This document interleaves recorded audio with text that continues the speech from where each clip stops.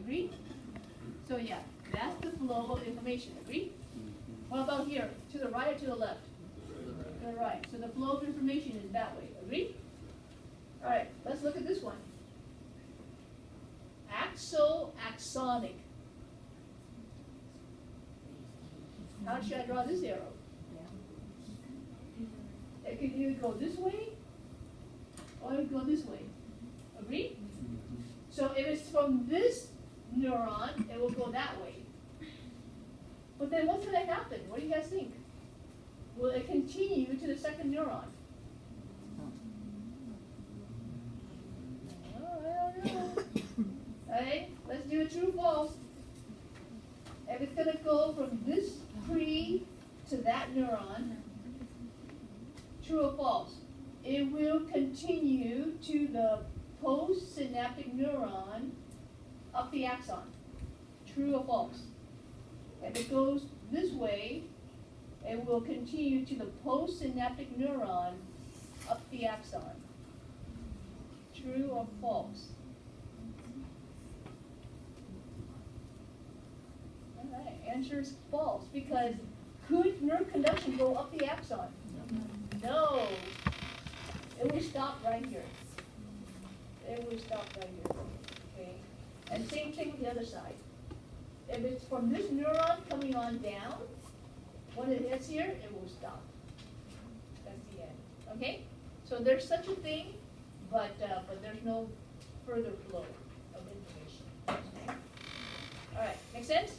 All right, let's move on. There are two kinds of synapses. Electrical synapse, because of electricity, charge, ions, that's electricity, right? Charge, ion moving is electrical synapse. Not very common, but we have it in our heart, right? Cardiac muscle. Gee, what else? Smooth muscle. Okay, so heart and cardiac are where we have electrical synapse. So gee, take a wild guess. Chemical synapse, where are we going to have those? What do we have left? Skeletal muscle, right? And glands, skeletal muscle and glands. And that would be, so here's an example of charge ion moving. What kind of synapse is this? Charge, ion moving, electrical. Okay, this is electrical synapse. Whereas here we have chemical synapse, because you have chemicals inside here, and that's going to come across this cleft to the other side. And in this case, that's chemicals. Okay, these are chemicals. In this particular picture, they call it acetylcholine. Is a specific chemical.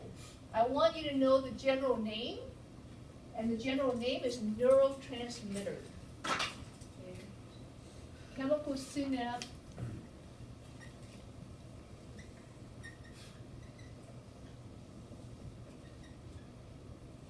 That's the chemical synapse. Oops. So the chemical that's moving, they're generically called neurotransmitters. The specific one in this picture is acetylcholine. You're going to learn that a great deal next semester when we talk about physiology. Okay, but here, very light acetylcholine neurotransmitter. Okay? Now let's review week 1. What are these little round balls? Well, according to this picture, they're called vesicle. Now they put the word synaptic in front of it. Why? Because this is a synapse. Get it? And in a vesicle, we have neurotransmitter. Agree? I'm going to tell you these neurotransmitter are proteins. Acetylcholine is a protein. So who made, let's review week 1, who made the acetylcholine? Ribosomes. And where do we have ribosomes? okay, starts the cell body, soma. The ribosome is either free-floating or roughy-R. So they make it and then they send it down. See, these are cytoskeleton. Sending it down the cytoskeleton, and now we're at the end, the synaptic knob, right? And what's going on here? What's that process called where they get released? Moving out. Exocytosis, right here, exocytosis. The neurotransmitter is released, bind to the other side, and that's the transmission of information. You can go into a lot of details on this next semester. I just want you to know the anatomy for now. Okay.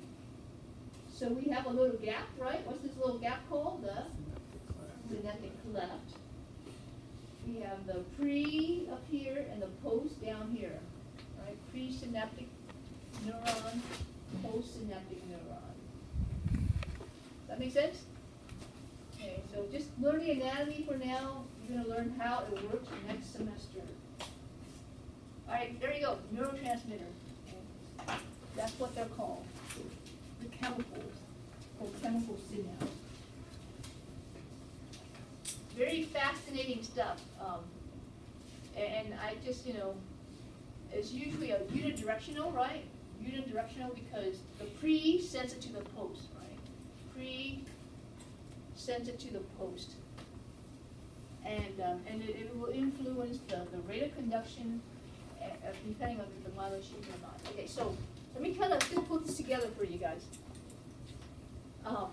Fascinating area and stuff that we still don't know a lot about. A lot of research is still being done in this neurotransmitter business, but we have diseases that are linked to the presence or the absence of these neurotransmitters. For example, you guys heard of Parkinson's disease? Parkinson are people who have specific symptoms, right? They have shaky, we call it tremors, right? We have dementia, agree? It's been linked to the absence of dopamine, which is a neurotransmitter. Okay, you're going to learn this next semester. Dopamine is pretty popular, but it's a type of neurotransmitter. And so Parkinson's disease is linked to dopamine, okay? Another interesting application. So illicit drug use is a popular problem in our culture, yes?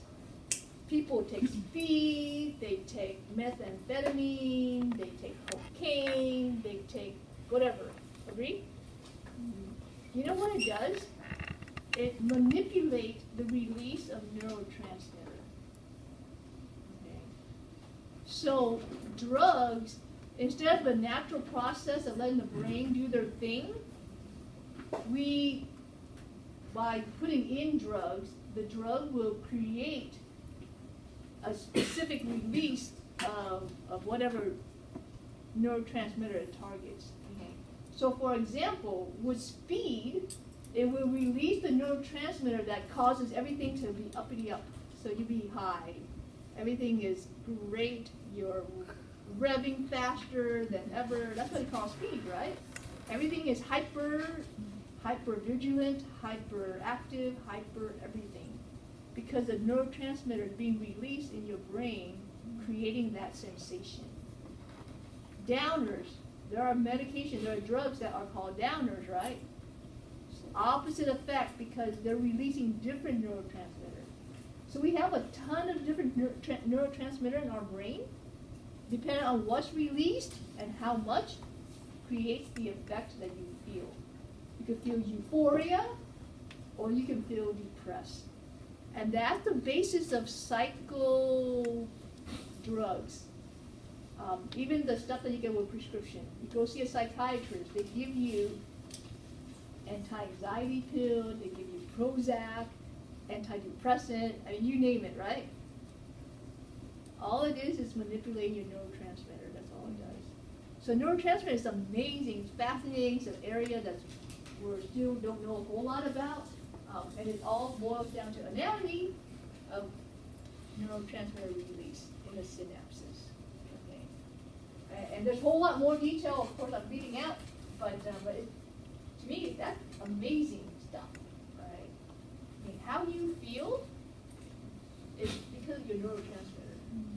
You feel high, you feel low, you feel angry, you feel upset, you feel happy. You know it as an emotion, but the technical word is neurotransmitter being released. Which one? Depends. Okay. So that's coming your way next semester. All right, let me wrap it up with something called neuronal pools. So we have different circuits. Here we go. How many do you see? 4, right? 4 circuitry. Okay.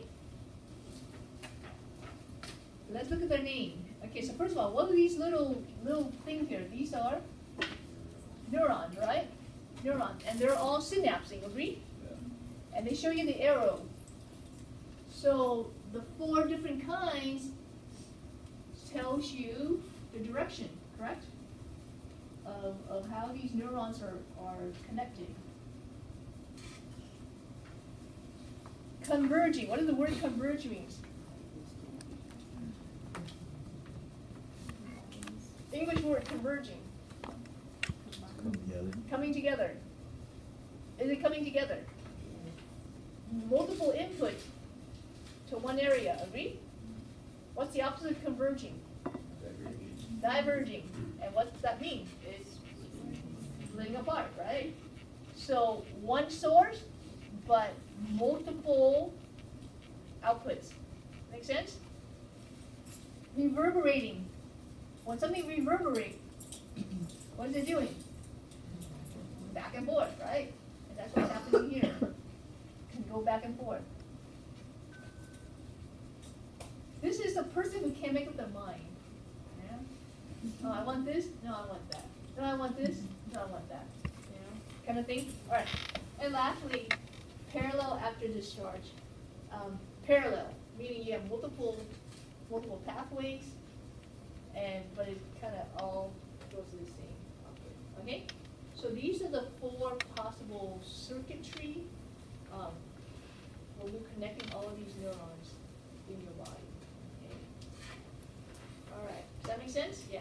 Okay, so can neurons form new circuits Yes. as time goes on? Very good question. You guys hear this question? Can neurons form new circuits? And my answer is definitely yes. If you look at my learning study skill video, that's the very first video. I introduced a word called neuroplasticity. You guys remember that? Okay, so in a nutshell, neuroplasticity. Neuros in the brain, plastic means it's flexible.